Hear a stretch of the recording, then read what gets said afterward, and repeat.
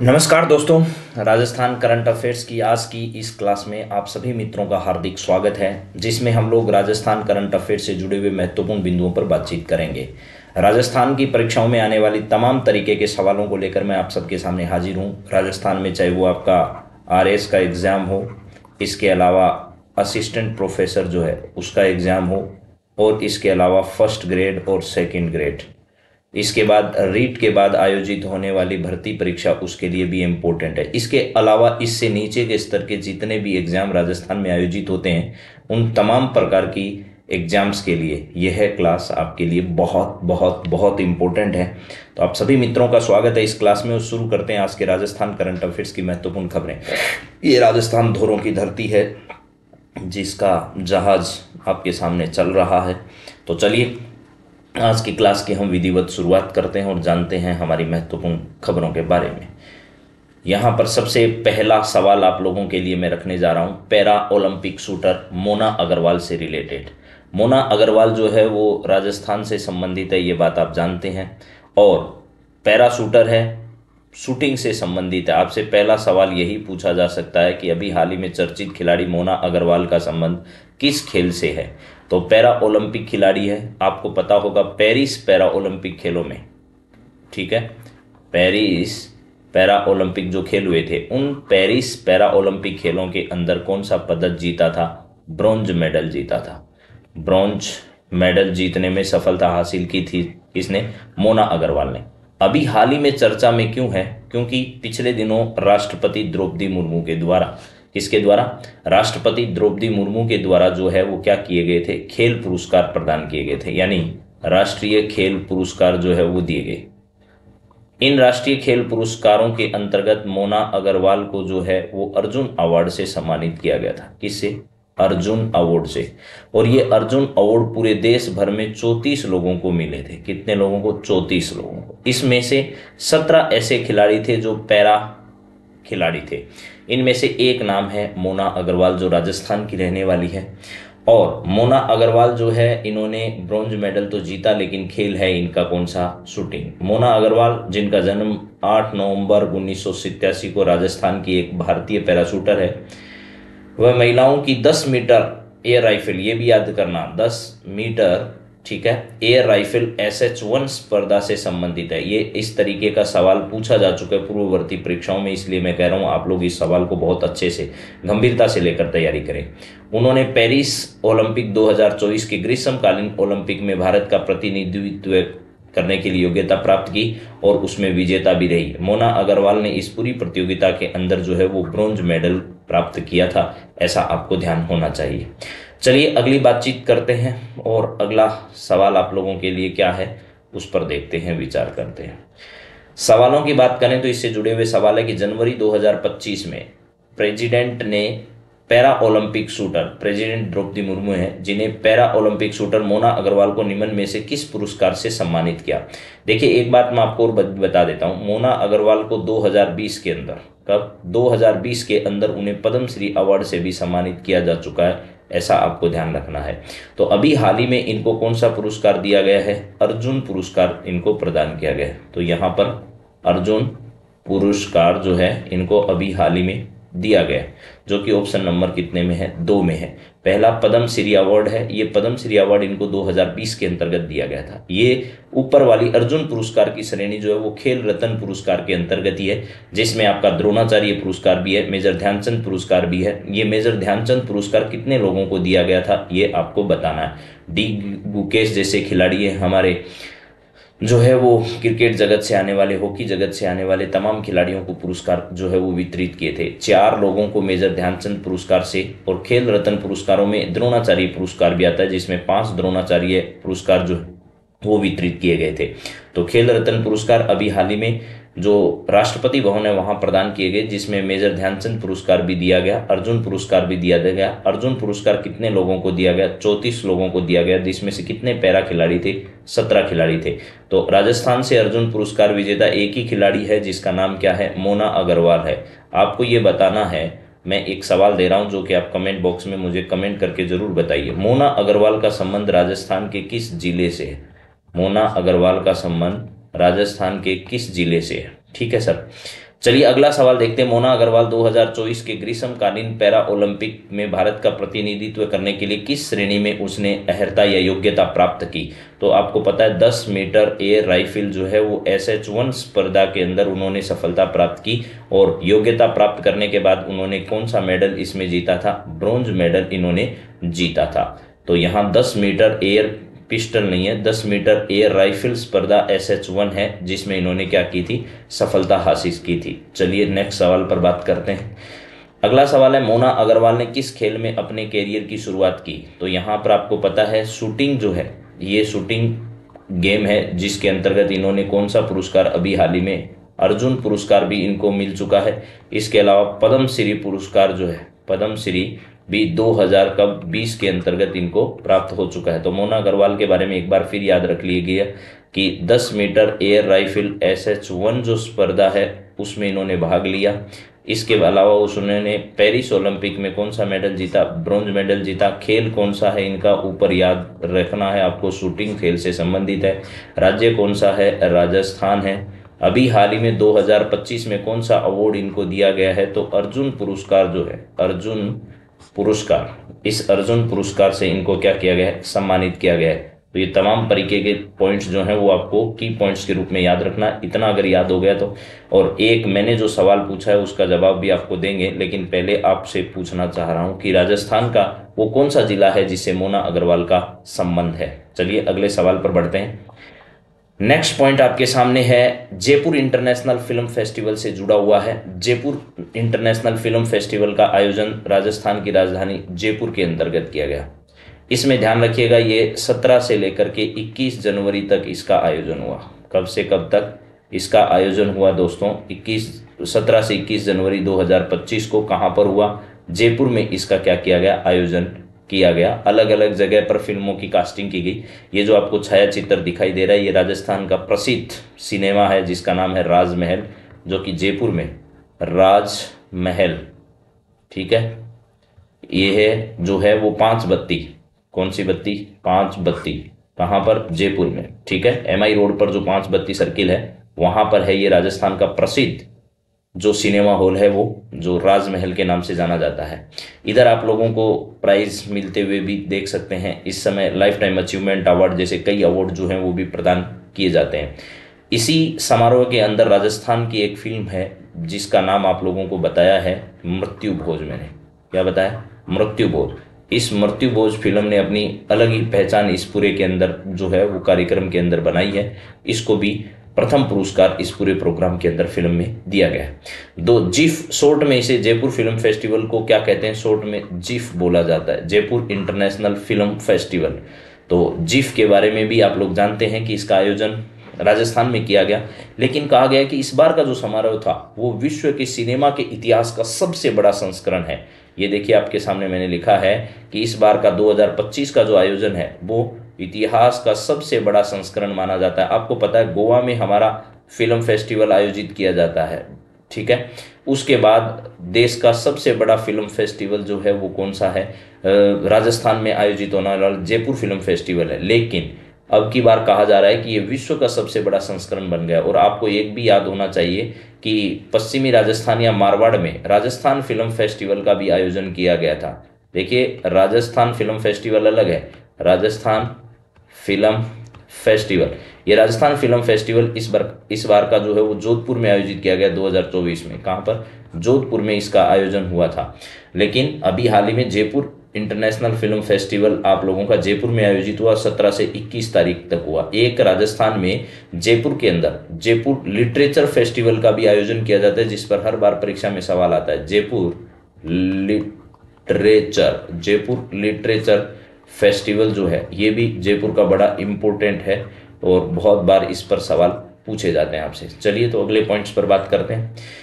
ये देख लीजिएगा कि भीलवाड़ा के जो फिल्म है मृत्यु भोज, उसका संबंध कहाँ से है? भीलवाड़ा से है। कला संस्कृति के क्षेत्र में एक बार फिर बड़ी उपलब्धि उसने हासिल की है। कुरीति पर आधारित मृत्यु भोज एक कुरीति है जो राजस्थान के बहुत बड़े अंचल में फैली हुई है।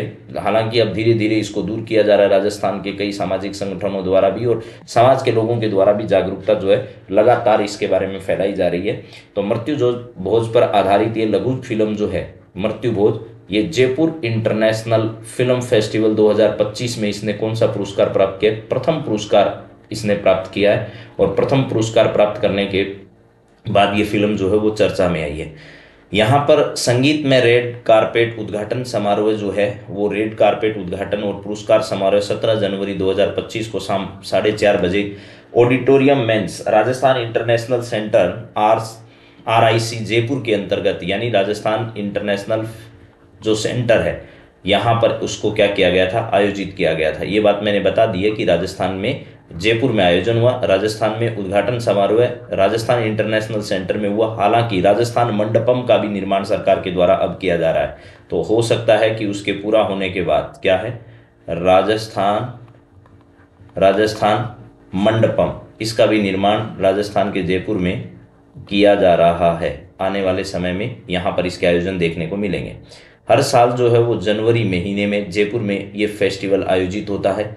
2009 से ये लगातार क्या किया जा रहा है? आयोजित किया जा रहा है। 2009 से इसको आयोजित किया जा रहा है। और यहाँ पर ध्यान रखना है कि Jaipur international film festival Rajasthan में हर साल विश्व फिल्म महोत्सव के आयोजन में अपना जो नाम है वो क्या करता है? स्थापित करता है। तो विश्व का सबसे बड़ा संस्करण इस बार का बन गया है 2000 कितने का? 2025 का जो आयोजन है वो वाला। हालांकि ये शुरू कब हुआ था? 2009 से इसका आयोजन जो है वो लगातार किया जा रहा है। तो आप बता दीजिएगा 2009 में फर्स्ट संस्करण हुआ था, तो 2025 में जो संस्करण है वो कौन सा संस्करण है? 2025 में आयोजन हुआ ये जीफ का, GIF Jaipur international film festival, इसका कौन सा संस्करण 2025 के अंदर आयोजित किया गया है? चलिए नेक्स्ट सवाल देखते हैं सर क्या है। अगला पॉइंट आपकी स्क्रीन पर आ रहा है वो है जयपुर इंटरनेशनल फिल्म फेस्टिवल से जुड़े हुए सवाल। जयपुर इंटरनेशनल फिल्म फेस्टिवल का आयोजन कब हुआ? तो फरवरी तो अभी आगे है, मार्च भी आगे है, दिसंबर भी बहुत आगे है। तो इसका आयोजन जो है वो 17 से लेकर के 21 जनवरी 17 से 21 जनवरी 2025 को इसका क्या किया गया है? आयोजन किया गया है, ऐसा आपको समझना है। Jaipur international film festival GIF का आयोजन किस माह में होता है हर बार? तो जनवरी जो है उस महीने में इसका क्या किया जाता है? आयोजन। इसकी शुरुआत 2009 में हुई थी और आयोजन हो चुका है इसका 2025 तक। लगता है आपने अंदाजा लगा लिया होगा कि इस बार इसका 18वां संस्करण जो है वो क्या किया गया है? आयोजित किया गया है। तो फरवरी महीने में नहीं, मार्च में भी नहीं, जनवरी इसका सही ऑप्शन है, और दिसंबर भी नहीं है। तो चलिए इन सभी जानकारियों से आपको पता चल गया होगा कि 17 से 21 जनवरी तक इसका क्या किया गया? आयोजन किया गया। ठीक है सर। इसके बाद जयपुर इंटरनेशनल फिल्म फेस्टिवल की शुरुआत कब हुई थी? तो जनवरी 2009 में पहला आयोजन हुआ था। जनवरी 2009 में जो है वो इसका पहला आयोजन किया गया था। 5 में नहीं, 7 में भी नहीं, 9 इसका सही आंसर है, 10 में भी नहीं। तो यहाँ पर है 2009। और आपको ये भी बता दिया मैंने 2025 का जो आयोजन है वो कौन सा संस्करण है? 18वां संस्करण इसका क्या किया गया है? आयोजित किया गया है। मृत्यु भोज जो लघु फिल्म है वो जयपुर इंटरनेशनल फिल्म फेस्टिवल 2025 में किस पुरस्कार से सम्मानित हुई है? और यह एक हमारी कुप्रथा जो है, क्या है? कुप्रथा, उस कुप्रथा से जुड़ी हुई आपकी फिल्म है। और कुप्रथा कौन सी है सर? मृत्यु भोजी है। क्या है? मृत्यु भोजी हमारी जो कुप्रथा है उससे संबंधित है। इस फिल्म का संबंध राजस्थान के किस जिले से है? तो आपको याद रखना है भीलवाड़ा जो जिला है, राजस्थान की औद्योगिक नगरी इसे कह सकते हैं, कोटा के साथ साथ राजस्थान की औद्योगिक नगरी जो भीलवाड़ा है, यहाँ पर सर्वश्रेष्ठ प्रथम पुरस्कार इस फिल्म को दिया गया। कौन सा पुरस्कार? प्रथम पुरस्कार इस फिल्म को दिया गया है। तो निर्देशक पुरस्कार नहीं, अचीवमेंट पुरस्कार भी नहीं, सर्वश्रेष्ठ अभिनेता पुरस्कार भी नहीं, फीचर फिल्म भी नहीं। चलिए नेक्स्ट बात करते हैं। जयपुर इंटरनेशनल फिल्म फेस्टिवल 2025 में प्रथम पुरस्कार से किस फिल्म को सम्मानित किया गया? तो यहाँ पर आपको पता है फर्स्ट पुरस्कार पाने वाली फिल्म कौन सी निकली आपकी?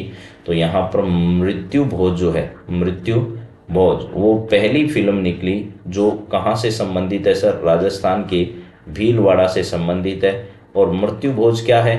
तो राजस्थान में मृत्यु पर आयोजित होने वाला एक भोज है जिसे आजकल हम एक कुप्रथा कहते हैं। किसी समय में राजस्थान में शुरू की गई, आर्थिक रूप से भी बड़ा जो है वो घर प्रभावित होता है और घर से एक व्यक्ति तो जाता ही जाता है। इस वजह से इसको कुप्रथा कहा गया और इसको धीरे धीरे बंद किया जा रहा है। राजस्थान के विभिन्न संगठनों द्वारा भी प्रयास किए जा रहे हैं। इसके अलावा राजस्थान में सामाजिक जागरूकता से इसे बंद करने का प्रयास चल रहा है। अगला सवाल है मेरे दोस्तों, राजस्थान खनन में कीर्तिमान मेजर मिनरल ब्लॉक के ऑक्शंस में टॉप मुकाम जो है वो हासिल किया है किस राज्य ने? राजस्थान ने। ये बात कल के सुजसी बुलेटिन में आपको बताई थी, लेकिन सवालों के साथ हाजिर हुई है आज ये बात। तो राजस्थान को पहला पुरस्कार मिला, ये खबर कल से छाई हुई है। इसका मतलब ये है कि इस पे 100% मार्किंग कर लीजिएगा कि आपका जो भी पेपर होगा उसमें ये सवाल छपेगा। 100% बोल रहा हूँ, इसका मतलब कोई डाउट नहीं करना है आप लोगों को। और ये पुरस्कार जो राजस्थान को दिया गया है ये वर्ष 2023-24 का है। वर्ष 2023-24 का पुरस्कार है, ये ध्यान रखना है। कहाँ ये पुरस्कार दिया गया? तो कोणार्क है एक जगह उड़ीसा में। कोणार्क जो है कहाँ पर है सर? उड़ीसा के अंदर है। कोणार्क उड़ीसा में आयोजित ये है कार्यक्रम के अंदर जो है वो राजस्थान के प्रमुख शासन सचिव जो है जो माइंस के हैं वो टी रविकांत। कौन है? टी रविकांत। उन्होंने यह टी रविकांत जो है उन्होंने यह पुरस्कार जो है वो क्या किया है? प्राप्त किया। खनन के क्षेत्र में मैं कई बार बता चुका हूँ, राजस्थान के जो मुख्यमंत्री उन्होंने भी कल परसों कहा था कि हम कई इस प्रकार की नीति लेकर आए हैं। जैसे एम सैंड नीति हमारी है। क्या है? एम सैंड नीति है, जिसके माध्यम से जो नीलामी है खनिजों की, वो खनिजों की नीलामी के बारे में भी और ऑनलाइन नीलामी जो है वो की जा रही है। इसके माध्यम से भी सरकार जो है वो लगातार जारी है। इसके अलावा राजस्थान में नई खनिज नीति भी ला चुकी है। नई खनिज नीति 2024, खनिज नीति 2024 भी सरकार के द्वारा यहाँ पर लाई जा चुकी है। और एमसेंड नीति भी है, वो भी कब की है? 2024 की। तो 2023-24 में देश भर में exemplary performance in mineral auctions जो है इस श्रेणी में राजस्थान को पहला स्थान प्राप्त हुआ है। यानी 20 जनवरी 2025 सोमवार को ओडिशा के कोणार्क में केंद्रीय खान मंत्री जी किशन रेड्डी, केंद्रीय खान मंत्री कौन है? जी किशन रेड्डी। ओडिशा के मुख्यमंत्री कौन है? मोहन चरण मांझी। और केंद्रीय खान सचिव जो है वो कौन है? वी कांताराव। प्रमुख शासन सचिव राजस्थान के जो हैं वो खान माइंस के विभाग के वो है टी रविकांत। उन्होंने यह पुरस्कार जो है वो क्या किया था? ग्रहण किया था। तो चलिए, इसके साथ साथ आपको ये सारी बात मेरे हिसाब से समझ आ गई होगी और कोई चिंता करने वाली इसमें बात है नहीं। अब बात करते हैं इसके सवालों से जुड़ी हुई। पहला सवाल आपके सामने है कि 2023-24 के example performance in minerals block auctions में किस राज्य में पहला स्थान प्राप्त किया है? तो राजस्थान जो है इसने पहला स्थान इसमें क्या किया है? प्राप्त किया है। और यह पुरस्कार देने का कार्यक्रम कहाँ पर हुआ? उड़ीसा के कोणार्क में। उड़ीसा के कौन सी जगह पर? कोणार्क में इस प्रोग्राम का क्या किया गया? आयोजन। राजस्थान इसका सही जवाब है। प्रथम स्थान राजस्थान ने प्राप्त किया, गुजरात ने नहीं, मध्य प्रदेश ने नहीं। हालांकि मध्य प्रदेश के दो अभी हाल ही में, आपको एक तो पता होगा रातापानी जो है, रातापानी इस प्रकार की एक जगह आपको कल परसों मैंने बताई थी। यहाँ पर एक नया टाइगर रिजर्व जो है वो आया है, 2024 में चर्चा का विषय बना था। इसके अलावा एक है गुरु घासीदास छत्तीसगढ़ का। गुरु कौन सा है? घासीदास। गुरु घासीदास टाइगर रिजर्व जो है वो भी नया टाइगर रिजर्व बना था अभी पिछले ही वर्ष 2024 के अंदर। और ये गुरु घासीदास जो टाइगर रिजर्व है वो कहाँ पर है? छत्तीसगढ़ के अंदर है। छत्तीसगढ़ के अंदर गुरु घासीदास टाइगर रिजर्व जो है वो है। इसके बाद है 20 जनवरी 2025 को exemplary performance in minerals block auctions पुरस्कार किस राज्य को मिला है? तो ये राजस्थान को मिला है, ये बात अपनी हो चुकी है। अभी इसके ऑप्शंस पर कुछ और बात करते हैं। ये राजस्थान इसका सही जवाब है।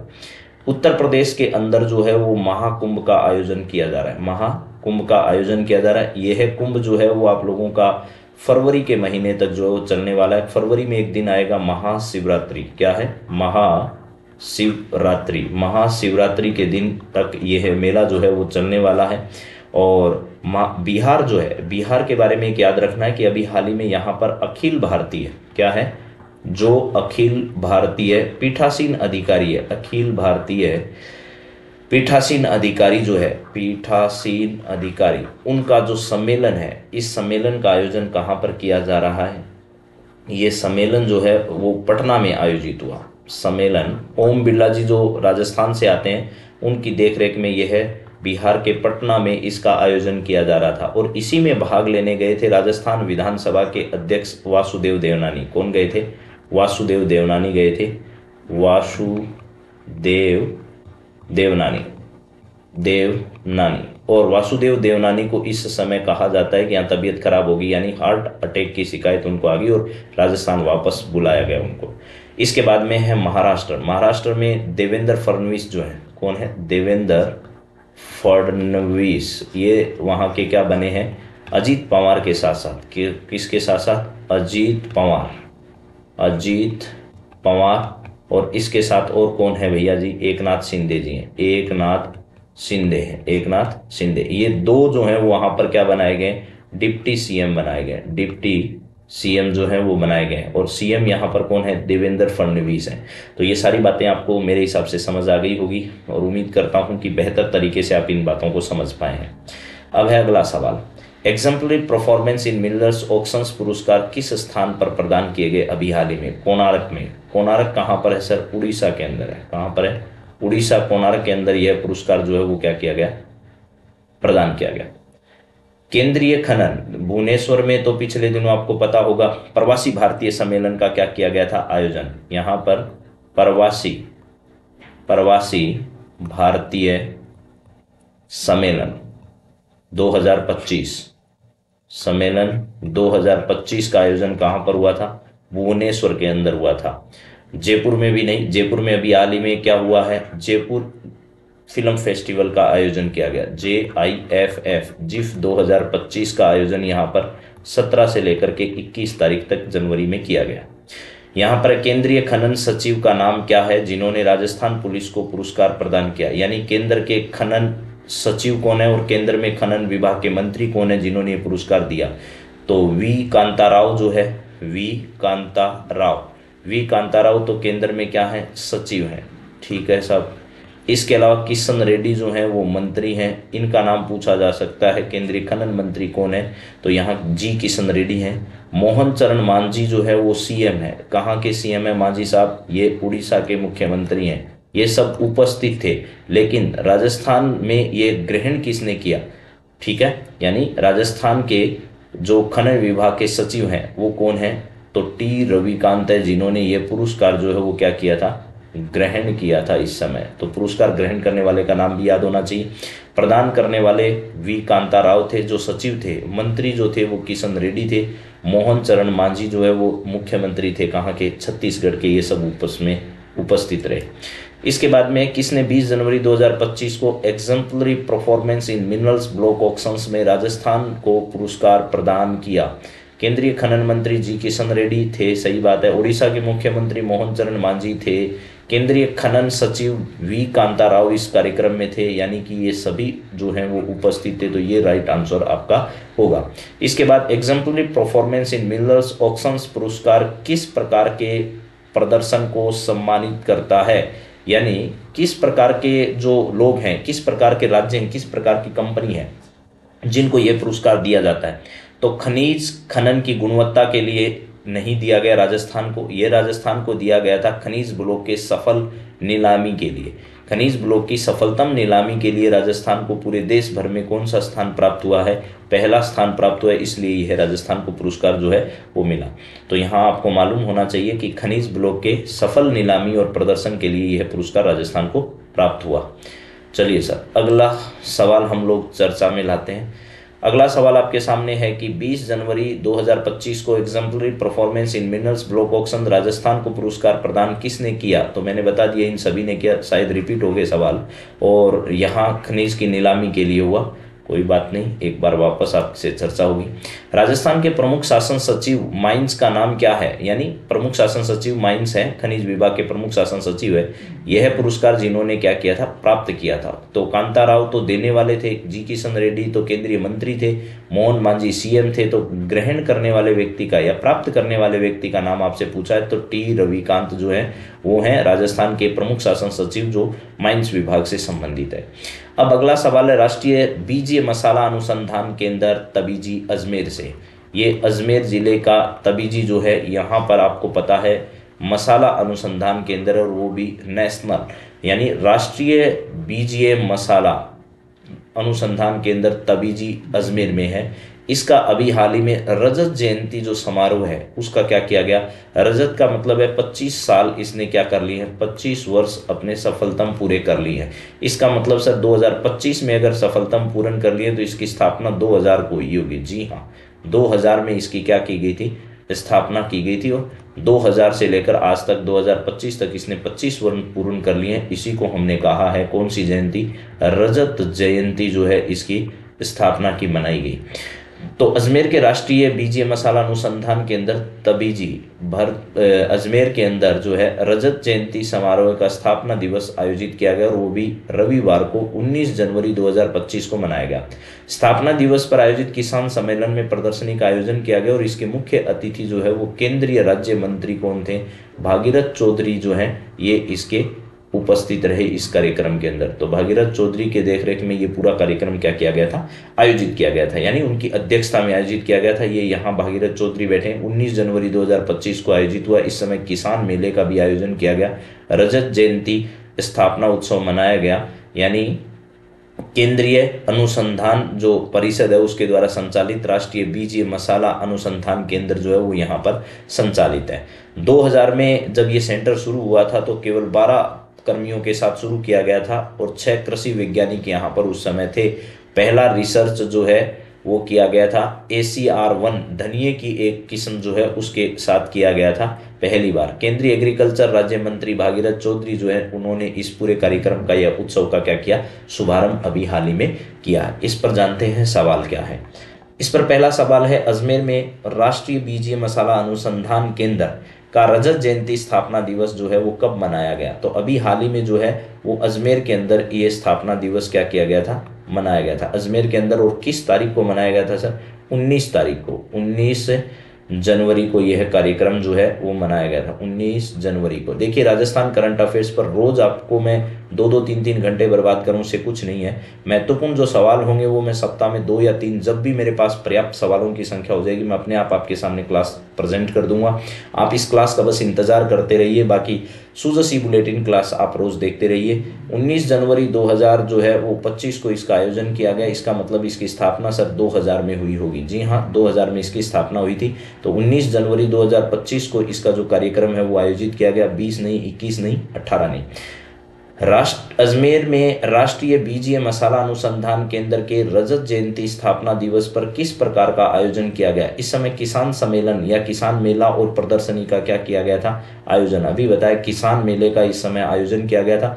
इसका शुभारंभ किसके द्वारा किया गया था, शुभारंभ जो है वो किसके द्वारा किया गया था, शुभारंभ किया गया था केंद्रीय कृषि राज्य मंत्री के द्वारा। केंद्रीय कृषि राज्य मंत्री भागीरथ चौधरी जो है, राज्य मंत्री, कैबिनेट मिनिस्टर नहीं है, राज्य मंत्री बता रहा हूं, ध्यान सुन लेना, भागीरथ चौधरी, ठीक है, भागीरथ चौधरी जो है इनके द्वारा किया गया। तो अब सर आपसे अगर कोई सवाल पूछ ले कि इसमें कैबिनेट मिनिस्टर कौन है, केंद्रीय कृषि मंत्री में कैबिनेट मंत्री कौन है, कैबिनेट मंत्री कौन है, तो कौन बताओगे। तो आप लोगों ने मध्य प्रदेश के पूर्व मुख्यमंत्री मामा के नाम से मशहूर शिवराज सिंह चौहान का नाम सुना होगा। किसका नाम, शिवराज सिंह चौहान, शिवराज सिंह चौहान, उनकी देखरेख में शिवराज सिंह चौहान जो है ये केंद्रीय कृषि मंत्री हैं। इसका भी आपको ध्यान रखना है। चलिए नेक्स्ट सवाल देखते हैं क्या है। अगला सवाल है सर, राष्ट्रीय बीजीय मसाला अनुसंधान केंद्र जो है वो कहाँ पर स्थित है। तो ये आपको पता होगा तबीजी अजमेर के अंदर ये क्या है, स्थित है। तबीजी अजमेर जो है यहाँ पर अजमेर के अंदर ये क्या है, स्थित है। तो यहाँ ध्यान रखिएगा तबीजी अजमेर जो है वो इसका राइट आंसर होगा। कोलकाता में नहीं है भैया, दिल्ली में भी नहीं है। दिल्ली में अभी हाल ही में आपको पता होगा एक एक्सपो का आयोजन किया गया था, मोबिलिटी एक्सपो जो है इसका आयोजन किया गया था, वो भी भारत मंडपम के अंदर, और इसका उद्घाटन देश के प्रधानमंत्री नरेंद्र मोदी जी के द्वारा किया गया था। जयपुर में जयपुर इंटरनेशनल फिल्म फेस्टिवल जो है इसका आयोजन हो रहा है या संपन्न होने वाला है, क्योंकि 17 तारीख से 21 तारीख तक का इसका आयोजन हो चुका है, ठीक है। तो यहाँ पर ध्यान रखिएगा अजमेर के तबीजी में ये आयोजित। राष्ट्रीय बीजीय मसाला अनुसंधान केंद्र का मुख्य उद्देश्य क्या है, क्यों इसकी स्थापना की गई थी 2000 के अंदर। राष्ट्रीय बीजीय मसाला की 2000 के अंदर जो है इसकी स्थापना जो है वो क्यों की गई थी, ऐसा क्या कारण रहा होगा। तो यहाँ ध्यान रखना है, मसाला फसलों की बायोटेक्नोलॉजी एवं शोध करना, और कृषि उत्पादों का विपणन करना, कृषि में नवीनतम तकनीकी नवाचारों का प्रचार करना, कृषि विधियों को अपनाने में सहायता करना। इसका मुख्य जो काम है वो है, इसमें से एक मुख्य उद्देश्य इसका है जो मसाला फसलें हैं उनकी बायोटेक्नोलॉजी में क्या करना है, शोध करना है। बीजीय मसाला है तो मसाले से संबंधित जो है उनमें बायोटेक्नोलॉजी में के द्वारा नए नए शोध करके नए नए तरीके कर अपनाकर जो है नई चीज़ों को अडॉप्ट करने के लिए इसकी क्या की गई थी, स्थापना की गई थी। ये इसका प्रमुख उद्देश्य है। तो मेरे हिसाब से इस टॉपिक पर आपको सारी बात समझ आ गई होगी, मैंने पूरी डिटेल में आपसे बातचीत की है। इसके बाद अगला टॉपिक है, बचपन बचाओ अभियान के तहत जो है एक जागरूकता अभियान का भी आयोजन किया गया। और ये राजस्थान के किस जिले से संबंधित रहा, ये राजस्थान के झालावाड़ जिले से संबंधित रहा। राजस्थान में कई जगह हालांकि बचपन बचाओ अभियान चलाया जा रहा है, लेकिन मुख्यतः बचपन बचाओ अभियान का संबंध राजस्थान के किस जिले से, तो ध्यान रखना उसका संबंध झालावाड़ से। ये पूर्ववर्ती राजस्थान की परीक्षाओं में पूछा हुआ सवाल भी है। तो राजस्थान के जिला कलेक्टर के निर्देशन में ये बचपन बचाओ अभियान जो है वो वहां पर चलाया जा रहा है।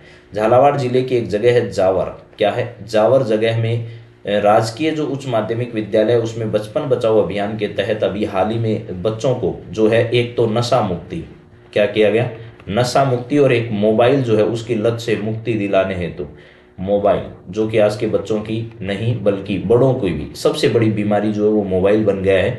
नशा और मोबाइल की जो लत है उससे मुक्ति दिलाने के लिए एक जागरूकता अभियान अभी हाल ही में झालावाड़ के में शुरू किया गया। और पहली बार इसका आयोजन जागरूकता अभियान का राजकीय उच्च माध्यमिक विद्यालय जावर झालावाड़ में किया गया। और इसके दौरान जो है वो कार्यक्रम के दौरान बच्चों को इससे छुटकारा दिलाने के लिए क्या दिलाई गई, शपथ भी दिलाई गई। अगली बातचीत करें तो राजस्थान के झालावाड़ जिले के जावर स्थित राजकीय उच्च माध्यमिक विद्यालय में बचपन बचाओ अभियान के तहत किस शपथ का आयोजन किया गया। पर्यावरण संरक्षण से संबंधित नहीं, और शिक्षा सुधार लाना भी नहीं, बेरोजगारी मिटाने के लिए भी शपथ नहीं है, नशा मुक्ति और मोबाइल की लत से दूर रहने के लिए क्या की गई थी, शपथ अभी हाल ही में दिलाई गई थी। बचपन बचाओ अभियान किस उद्देश्य के लिए क्या किया गया था, शुरू किया गया था, बच्चों को शिक्षा देने के लिए नहीं साहब, बच्चों के नशे से बचाने के लिए, बचपन बचाओ आंदोलन नशे से बचाने के लिए और उनकी सुरक्षा करने के लिए बचपन बचाओ अभियान जो है वो मुख्यतः क्या किया गया था, शुरू किया गया था। और मूलतः इसका संबंध राजस्थान में किस जिले से है, झालावाड़ जो जिला है, झालावाड़ जिले के जिला कलेक्टर के प्रयासों से जो है ये पूरे जिले में शुरू किया गया एक अभियान है। चलिए सर, बेहतरीन। इसके बाद में यही सवाल मेरे हिसाब से वापस रिपीट हो गया है, किस अभियान के तहत विद्यालय में नशा मुक्ति और मोबाइल की लत से दूर रहने की शपथ ली गई अभी हाल ही में। तो बचपन बचाओ अभियान के तहत ये जो है वो शपथ अभी हाल ही में क्या की गई थी, ली गई थी। ये केंद्र सरकार की योजनाएं हैं सारी की सारी। जल जीवन मिशन है जिसमें हर घर नल उपलब्ध कराने की जो स्कीम है वो केंद्र सरकार की रही है। बेटी बचाओ अभियान भी राजस्थान से संबंधित, हालांकि केंद्र सरकार की योजना है जो कि हरियाणा से शुरू की गई थी, इसके बाद में स्वच्छ भारत अभियान दिल्ली से शुरू किया गया था। जल जीवन मिशन के तहत हर घर जो है, हर घर को नल के माध्यम से क्या मिलना है, नल से जल मिलने के लिए ये शुरू किया गया था। और सरकार लगातार इस प्रयास में जुटी हुई है। हालांकि दूर दराज के क्षेत्रों में भी नल से पानी पहुंचाने का प्रयास सरकार के द्वारा किया जा रहा है। इसके बाद अगला पॉइंट हमारा है मुख्यमंत्री शिक्षित राजस्थान अभियान। मुख्यमंत्री शिक्षित राजस्थान अभियान क्या है, देखिए कक्षा 1 से लेकर के 8 तक के जो बच्चे पढ़ते हैं, ऐसे राजस्थान के 40 लाख बच्चों ने क्या सीखा, क्या खोया, क्या पाया। राजस्थान के ये बच्चे जो हैं वो कितनी शिक्षा प्राप्त कर रहे हैं, इसको लेकर के इनकी पूर्ववर्ती जो क्लास है, क्या है, पूर्ववर्ती जो क्लास है, इस क्लास का एक टेस्ट राजस्थान सरकार के द्वारा आयोजित किया जा रहा है। इसके लिए एक अभियान चलाया गया है, मुख्यमंत्री शिक्षित राजस्थान अभियान, MSRA। ये अभियान जो है राजस्थान के अंदर जो है वो चलाया जा रहा है, इसको ध्यान से हमको समझना है। तो प्रदेश में चलेगा मुख्यमंत्री शिक्षित राजस्थान अभियान अब, और इस अभियान के दौरान जो है वो आयोजन किसके द्वारा किया जा रहा है, शिक्षा विभाग राजस्थान के द्वारा किया जा रहा है। जिसके मंत्री कौन है भाई साहब, बताइए। तो कहाँ से संबंध है उनका, उन पर भी बातचीत करेंगे। यहाँ पर पहली से लेकर के 8वीं क्लास तक के जो बच्चे हैं, 3 विषयों की कमियों का पता लगाने के लिए मुख्यमंत्री शिक्षित राजस्थान अभियान जो है वो चलाया जाएगा। तो ध्यान रख लेना है मेरे दोस्तों कि राजस्थान के अंदर जो 3 विषय हैं, कौन कौन से हैं सर? हिंदी है, इंग्लिश है और मैथ्स है। इन 3 विषयों में हिंदी, इंग्लिश और ये आपके सामने है मैथ्स, या फिर ऐसे याद कर लो HME, ठीक है, HME, हिंदी, इंग्लिश और मैथ्स। इन 3 विषयों का जो है वो 21 और 22 जनवरी को इसका आयोजन हो रहा है। विभाग ने इसकी तैयारी पूरी कर ली है। परीक्षा के आयोजन का जिम्मा जो है वो किसको सौंपा गया? पंजीयक शिक्षा विभागीय परीक्षा बीकानेर को जो है वो इसकी जिम्मेदारी सौंपी गई है। पंजीयक जो है शिक्षा विभाग का, परीक्षा का जो पंजीयक है उसको यह जिम्मेदारी जो है वो क्या की गई है? सौंपी गई है। इसमें क्या किया जाएगा? जो बच्चे हैं इनकी पूर्व कक्षा दक्षता आधारित यह आंकलन जो है वो किया जाएगा, और बच्चों की ये परीक्षा आयोजित करके सरकार इन कमजोरियों को दूर करके बच्चों को आधारभूत बेसिक शिक्षा जो है, बेसिक एजुकेशन जो उसको ज़्यादा मजबूत करने की दिशा में काम कर रही है। इसके लिए मुख्यमंत्री शिक्षा राजस्थान अभियान आयोजित किया जा रहा है, जो कि बहुत ही अच्छी पहल है। केंद्र सरकार के द्वारा भी इस प्रकार का फीडबैक लेने के लिए आपको पता होगा परख जैसा आयोजन जो है वो किया जाता है। परख 2024 का आयोजन पिछले दिनों हो चुका है, आप लोगों को ये मालूम होना चाहिए। ये जो है वो किसके द्वारा? CBSE जो है उसके द्वारा लिया जाने वाला परख है, जो कि केंद्र सरकार की एक योजना के तहत लिया जाता है। प्रदेश में मुख्यमंत्री शिक्षित राजस्थान अभियान के तहत बच्चों की कौन सी 3 विषयों की कमियों का आंकलन किया जाएगा? तो मैंने बता दिया, हिंदी है, मैथ्स है और इंग्लिश है। इन 3 विषयों की कमियों को देखा जाएगा। विज्ञान नहीं है इसमें, हिंदी, गणित और अंग्रेजी जो है, इन 3 विषयों को इसमें क्या किया गया? शामिल किया गया। मुख्यमंत्री शिक्षित राजस्थान अभियान के तहत परीक्षा कब आयोजित की जाएगी? तो 21 और 22 तारीख जो जनवरी की, 21 और 22 जनवरी, ठीक है, इसको इसका क्या किया जा रहा है? आयोजन 2025 के अंदर 21-22 जनवरी। ये ऑप्शन आपका एकदम राइट है, यहाँ पर इसको सही ऑप्शन टिक कर दिया जाए। चलिए सर नेक्स्ट सवाल पर बढ़ते हैं। मुख्यमंत्री शिक्षित राजस्थान अभियान के तहत किस स्तर के बच्चों के लिए आंकलन होगा? कक्षा 1 से लेकर के 8 तक के बच्चे होंगे इसके अंतर्गत, और 3 विषयों की परीक्षा होगी, और पूर्व कक्षा जो है क्या है? पूर्व कक्षा के ज्ञान का आंकलन करना ही इसका मुख्य उद्देश्य रहा है। 3 विषय कौन से हैं सर? हिंदी है, इंग्लिश है और मैथ्स है, ठीक है। यहाँ पर Hindi, English, maths, English, Hindi और मैथ्स है। तो यहाँ पर कक्षा 1 से लेकर के 8वीं तक के बच्चों के लिए है। मुख्यमंत्री शिक्षित राजस्थान अभियान का मुख्य उद्देश्य क्या है? बच्चों में विज्ञान की दक्षता बढ़ाना नहीं है, बल्कि बच्चों में हिंदी, गणित और अंग्रेजी की कमियों का क्या करना है? पता लगाना है कि बच्चों में किन इन विषयों को कैसे मजबूत किया जा सकता है, या बच्चे जो हैं वो किस विषय में ज़्यादा कमजोर हैं। चलिए सर नेक्स्ट बात करते हैं। यहाँ पर सवाल रिपीट हो चुका है, लेकिन अगला है रामगंज मंडी में इसरो की अंतरिक्ष प्रदर्शनी का आकर्षण। पिछले में मैं बात बता रहा था आपको एक शिक्षा मंत्री के बारे में। किसके बारे में? शिक्षा मंत्री, बीच में रह गई थी बात। शिक्षा मंत्री जो है वो राजस्थान के कौन है? तो यहाँ ध्यान रखना, मदन दिलावर जो है, कौन है? मदन दिलावर ये जो है वो राजस्थान में इस विभाग के क्या है भैया जी? मंत्री हैं, ध्यान रखना है। तो यहाँ रामगंज मंडी जो है, यहाँ से कोटा से ही इनका संबंध है। इसरो की अंतरिक्ष प्रदर्शनी आकर्षण का केंद्र रही है, ऐसा इनका कहना है। इसरो के द्वारा कोटा के अंदर, किसके द्वारा? इसरो के द्वारा कहाँ पर साहब? कोटा के अंदर जो है वो इसकी प्रदर्शनी की गई है, बच्चों को कुछ सिखाने के लिए अंतरिक्ष से संबंधित जानकारियां। तो बहुत इंपॉर्टेंट सवाल है ये भी। इसरो ने रामगंज मंडी के विक्रम साराभाई अंतरिक्ष प्रदर्शनी का आयोजन किया। इसमें चंद्रयान से लेकर मंगलयान तक की जानकारी जो प्रदर्शित की गई। यह प्रदर्शन 2 दिनों तक चलेगा। लगभग 10,000 छात्र इस प्रदर्शनी में भाग लेने वाले हैं, और अंतरिक्ष परियोजनाओं के बारे में भी जानकारी उनको दी जाएगी, जिसमें मंगलयान की सफलता की कहानी भी शामिल है। इस प्रदर्शनी का उद्देश्य छात्रों को अंतरिक्ष विज्ञान के बारे में जानकारी कराना है, और उन्हें इस क्षेत्र में कैरियर बनाने के लिए क्या करना है? प्रेरित करना है। देखिए भाई, अगर हम लोग प्रेरित नहीं करेंगे तो देश में वैज्ञानिक आएंगे कहाँ से? तो इसलिए बच्चों को ये प्रदर्शनी दिखाई जाती है, ताकि बच्चे इससे प्रेरित होकर जो है वो साइंटिस्ट बनने की दिशा में जो है आगे बढ़ पाए। रामगंज मंडी कोटा, राजस्थान के शिक्षा मंत्री मदन दिलावर की पहल से रामगंज मंडी में शनिवार को इसरो को 2 दिवसीय विक्रम साराभाई अंतरिक्ष प्रदर्शनी लगाएगी। यह प्रदर्शनी कोटा जिले के विद्यार्थियों के लिए आयोजित की जा रही है। प्रदर्शनी का शुभारंभ इसरो इंचार्ज जो है वैज्ञानिक परेश सर्वेया द्वारा जो है वो इस समय यहाँ पर की गई। प्रवेश सरवैया, शिक्षा मंत्री मदन दिलावर जो है, इनके ओएसडी सतीश गुप्ता जो है वो भी यहाँ पर क्या रहे, उपस्थित रहे। तो ये सब बातें आप लोगों को याद रखनी है, बड़ी इंपॉर्टेंट बातें हैं आप लोगों के लिए। तो यहाँ पर आपसे अगर सवाल पूछा जाए कि बताइए इसरो के द्वारा जो है वो कहाँ पर अभी हाल ही में प्रदर्शनी का आयोजन राजस्थान के अंदर किया गया, कहाँ के छात्रों में इस प्रकार की पहल को शुरू किया गया, तो आपको जवाब देना है राजस्थान के कोटा जिले में आयोजित किया गया। कोटा जिले में जगह का नाम पूछे तो रामगंज, रामगंज मंडी जो है जहाँ पर इसका आयोजन जो है वो किया गया। तो मुझे उम्मीद है कि ये बात आपको जरूर समझ आई होगी। अब मैं आप लोगों से कुछ और महत्वपूर्ण टॉपिक जो हैं जिन पर मैं बातचीत करना चाह रहा हूँ।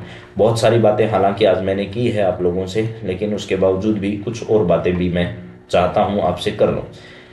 तो राजस्थान से संबंधित कुछ और पॉइंट्स हैं मेरे दिमाग में, उन पर भी मैं थोड़ी विस्तार से बातचीत आपसे चाहता हूँ। जरा थोड़ी देर आप लोग और धैर्य रखिएगा। देखिए अभी राजस्थान के अंदर सरसों की जो फसल है, उस सरसों की फसल के अंदर एक रोग फैल रहा है। उस रोग का नाम क्या है, तो चेम्पा रोग है। आपसे परीक्षा में पूछा जा सकता है कि राजस्थान सरकार जो है इसके बचाव के लिए कई प्रयास कर रही है।